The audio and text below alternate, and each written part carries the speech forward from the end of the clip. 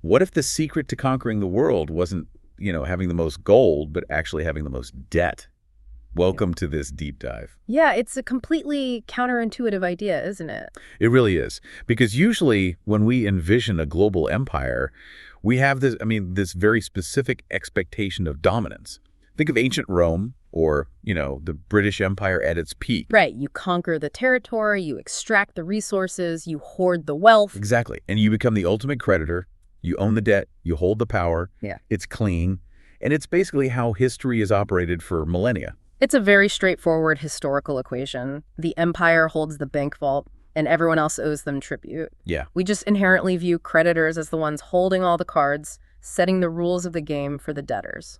But then you step into the world of modern global economics, and suddenly that entire historical rule book is just thrown out the window. So today, our mission is to explore a fascinating, really counterintuitive look at how the United States achieved global dominance by completely flipping that script. Right. We are drawing from Michael Hudson's incredibly detailed book, Imperialism, to try and understand a profound shift in global power. And just to set the stage for you listening, we are unpacking historical and political economics today. Yes, important caveat here. The source material contains some very strong, provocative viewpoints on how international finance operates. So our goal here isn't to take any political sides, left or right, or to, pass moral judgment. Exactly. No sides being taken. We are simply here to impartially unpack the historical architecture that Hudson presents so you can fully understand the ideas contained in his work. Absolutely. And this is really essential architecture for you to understand. If you have ever felt completely overwhelmed by the daily noise of financial news. Oh, who hasn't? Right. Wondering why currencies wildly fluctuate, or why massive international trade disputes seem to just happen out of nowhere, or how global economic crises unfold. Yeah, it can be dizzying. It really can. But this framework provides the invisible foundation beneath all of it. Because modern empire, according to this material, isn't built with armies conquering physical land. No, it's built on the balance of payments. Yes, balance of payments, intergovernmental debt, and the really ingenious, if controversial, mechanics of the Treasury bill standard. It is a profound, almost dizzying paradox to wrap your head around. The United States somehow managed to turn a massive, unprecedented debtor status into the ultimate geopolitical weapon. Okay, let's unpack this by going back to the pivot point where everything changed. We're talking about World War I. Right, the Great War. Before that war, when European powers fought, international finance basically operated on a subsidy system. It was viewed as the cost of doing business. Yeah, that was the standard practice. Like, for example, during the American Revolution, France gave the U.S. something like $700 million in gifts and munitions to fight the British. Wow. Yeah, and Britain historically did the exact same thing, subsidizing its various allies to fight France. That is a crucial distinction. Subsidies were essentially strategic gifts used to secure loyalty and, achieve a mutual military goal. Right. The prevailing logic was that you didn't hand your ally a financial invoice for the bullets they fired at your common enemy. The victory itself was the return on investment. But when the U.S. entered World War I in 1917, they did something completely unprecedented. They entered as an associate power, not an ally. Right, holding themselves apart. Exactly. And they did not offer subsidies. They offered loans. By the end of the conflict, the U.S. had extended roughly $12 billion in credits for arms and reconstruction to Europe. $12 billion. That's massive for that era. It's insane. It's like a friend offering to pay your hospital bills after you get mugged in an alley, but then, handing you a strict repayment schedule with compound interest the exact moment you get out of a full-body cast. That's a great way to put it. And what's fascinating here is the ideological shift that took place in Washington. How so? Well, the U.S. government adopted a completely novel, narrow, and highly legalistic view of these international transactions. To them, the debt was a sacrosanct contract. Even though the circumstances were completely abnormal. Exactly. The historical context, like the fact that France had cheerfully forgiven those Revolutionary War debts a century prior, or that the European economies were now utterly devastated by trench warfare, all of that was deemed completely irrelevant. There's this famous 1920s cartoon from the time that really captures the icy mood of the era. It shows American General Pershing standing at Lafayette's tomb in France, and the caption reads, "Lafayette, we are here, and now we want to be paid." Ouch. Yeah, that really sums it up. But I have to push back on the logic here. If the European economies were literally destroyed, I mean, their factories reduced to rubble, their workforce decimated by a generation. Right, they had nothing. How did American leaders realistically expect them to generate the physical cash to pay back $12 billion? Especially since this debt had absolutely no productive collateral. No, it didn't. This wasn't money used to build railroads or power plants. It was money used to blow up resources. That absolute refusal to acknowledge reality is the crux of the disaster that became the 1920s.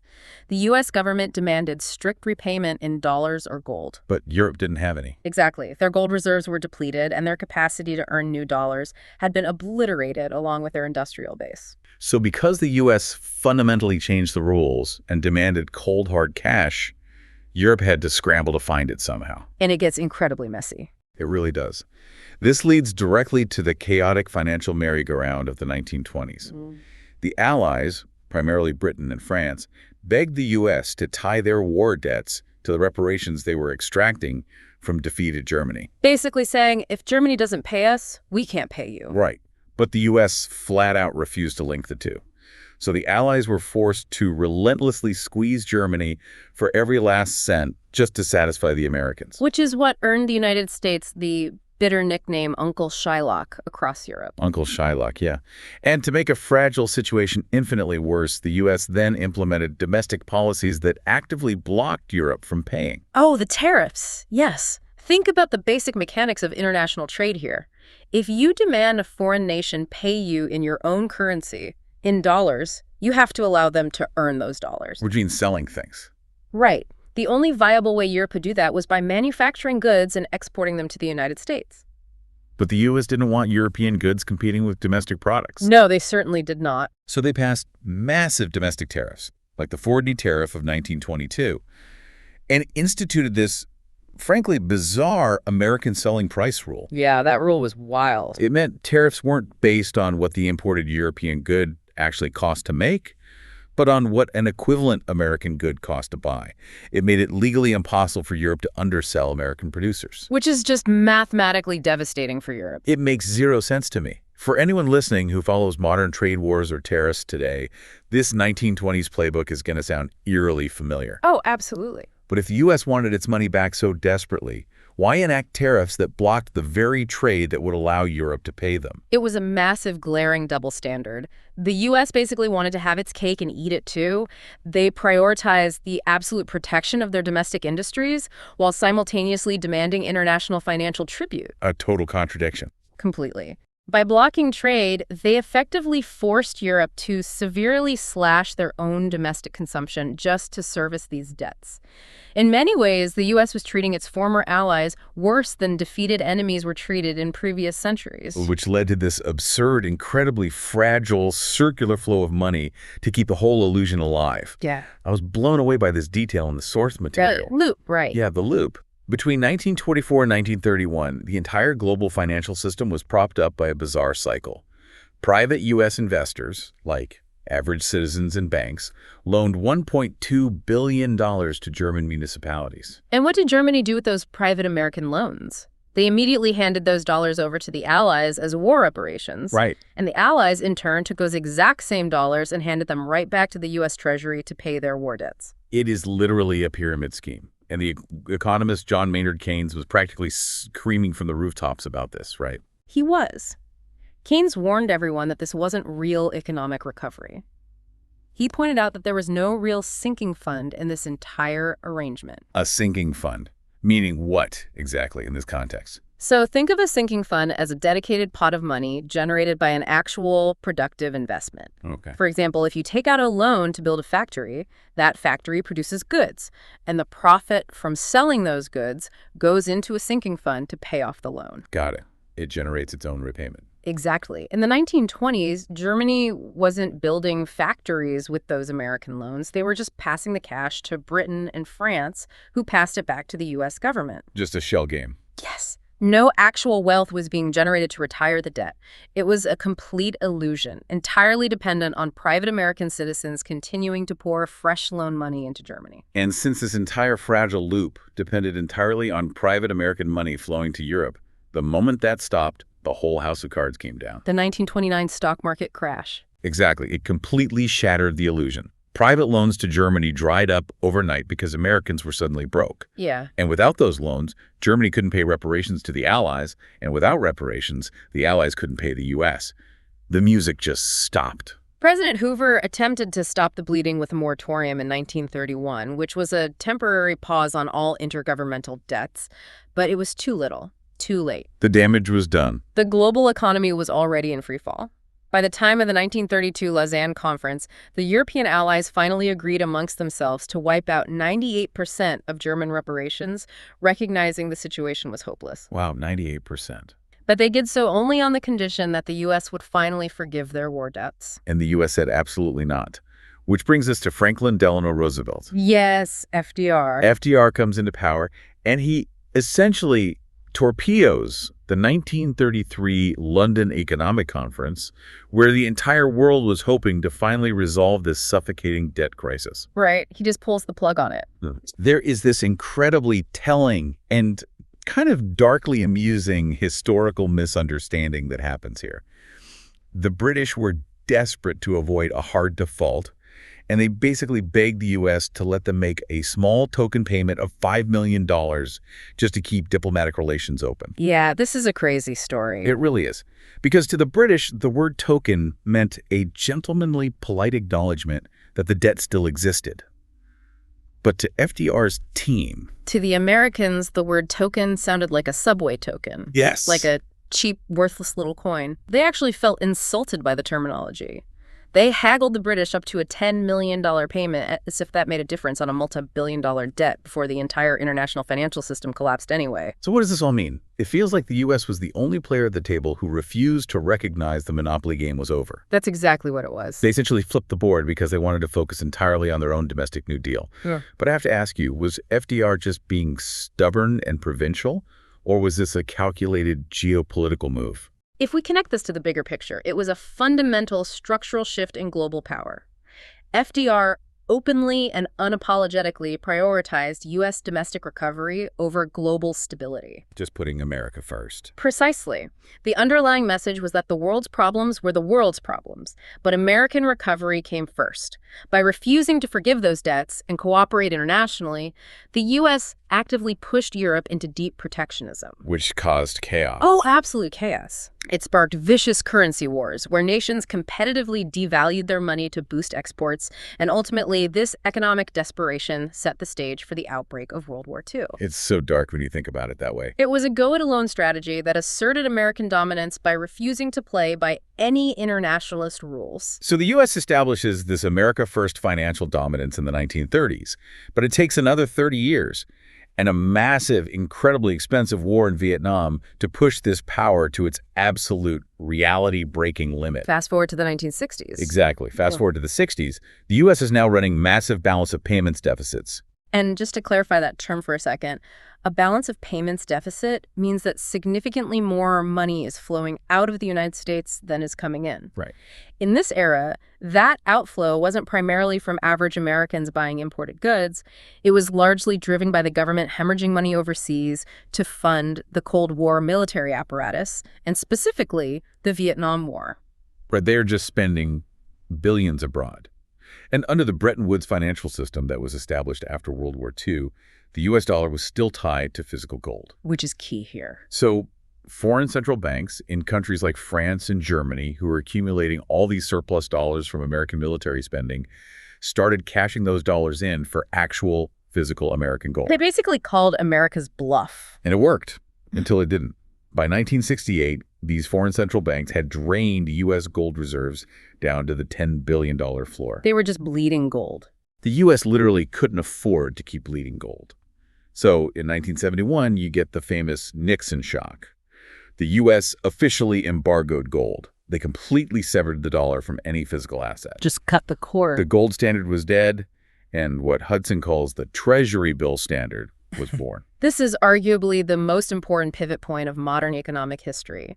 By removing gold convertibility, the U.S. completely trapped the rest of the world. How so? Well, foreign central banks were still receiving billions and billions of U.S. dollars from American deficits, but now they couldn't trade them for gold. Right. And they couldn't use those dollars to buy up major American companies because the U.S. made it very clear that would be viewed as an unfriendly, hostile act. It makes me think of a casino where the house pays you your winnings in proprietary chips, but then tells you the cashier window is permanently closed and you are only allowed to spend those chips at the casino's own gift shop. That is the perfect analogy. They had no choice but to lend those dollars right back to the U.S. government by buying U.S. Treasury bonds. By removing gold, the U.S. effectively levied a global seigniorage tax on the entire world. Wait, seigniorage, stop right there. Explain that to me like I don't have a PhD in economics. Let's break it down. Historically, seigniorage was the profit a king made by minting coins. No. If a king takes an ounce of silver that costs $1, stamps his face on it, and declares it is now worth $2, that $1 difference is the king's profit, his seigniorage. Oh, I see. In the modern era, the U.S. government prints pieces of paper or creates digital dollars at virtually zero cost and exchanges them globally for real goods, real services, and real foreign assets. Wow. The profit the U.S. makes by simply being the one who gets to print the global reserve currency is the seigniorage tax, and the deficit itself became the weapon to enforce it. Here's where it gets really interesting, and honestly, where my brain starts to hurt a little bit. It is a lot to take in. Normally in my life, or if I run a business, if I run up massive continuous debts, I go bankrupt. I lose all my power. Right, the creditors take over. Exactly. My creditors start dictating terms to me. How did becoming the world's absolute biggest debtor actually give the United States more global power? To understand this, we really have to look at the mechanics of how currency exports work. Think of it from the perspective of a foreign exporter. Let's imagine you are a Japanese car manufacturer. Okay, I'm building Toyotas in Tokyo. Right. And you are selling them in America for dollars. As the U.S. runs massive deficits, billions of extra dollars flood into the global market. Supply and demand dictates that when there is a massive oversupply of dollars, the value of the dollar drops. Which means the value of the Japanese yen goes up in comparison. Precisely. And if the yen surges in value, your Toyotas suddenly become incredibly expensive for an American consumer to buy. Oh, right. Your sales plummet, your factories close, and your export-driven economy is crushed. So to protect you, the Japanese car manufacturer, the Japanese central bank, must step in to artificially prop up the value of the U.S. dollar to keep their own currency cheap. And how do they do that? By taking all those surplus dollars out of the open market. And the only safe, large-scale place to put those dollars is right back into U.S. Treasury debt. So the U.S. essentially holds the world's export economies hostage. Essentially, yes. The U.S. spends money it doesn't have on the military and consumer goods. Mm-hmm. Foreign nations get the cash. But they are forced to lend it right back to the U.S. government to prevent their own currencies from surging and ruining their own economies. It's a closed loop. It's breathtaking. Just to put this in perspective, I want to highlight a staggering statistic from the source material. Between 1968 and 1973, the U.S. ran a $50 billion deficit. Right. During that exact same 5-year window, foreign central banks financed $42 billion of the $47 billion increase in U.S. public debt. Let that sheer volume sink in for a second. The rest of the world was forcibly funding the American government's debt simply to protect themselves from the fallout of American spending. Because the U.S. created a system where its own deficits are automatically funded by the rest of the world, it gained this unprecedented power. Unlimited leverage, really. It can dictate the economic rules to everyone else while completely ignoring them itself. Which brings us directly to the modern era, defined by what's often called the Washington Consensus. Yes, this is the framework enforced by global institutions like the International Monetary Fund and the World Bank, which, as Hudson argues, are heavily influenced by the U.S. Treasury. Right. The U.S. uses intergovernmental debt as leverage. When debtor nations, whether in the Third World, Latin America, or post-Soviet Russia, run into financial trouble, they are forced to accept brutal austerity measures. You hear about this all the time on the news, right? You see headlines about IMF bailouts or a foreign debt crisis in South America, but you rarely hear about the hidden engine behind it. Exactly. To get these bailouts, these countries are forced to privatize their public utilities, gut their social safety nets, and basically focus their entire economies on exporting cheap raw materials. This raises an important question about the sustainability of this double standard. The U.S. demands free trade, financial deregulation, and privatization abroad. This conveniently allows U.S. institutional investors to swoop in with their strong dollars and buy up foreign assets like Russian energy grids or Latin American copper mines at distress prices. But domestically, Yeah. the U.S. operates on a completely different playbook. Oh, absolutely. They heavily subsidize their own agriculture to protect American farmers from foreign competition. They fiercely protect their own markets. Hudson points out the famous chicken war with Europe in the 1960s. Yes, the chicken war. Where the U.S. used heavy tariffs to aggressively protect its domestic poultry industry, totally ignoring the free trade principles it brutally enforces on developing nations. And that, ultimately, is the defining characteristic of super-imperialism.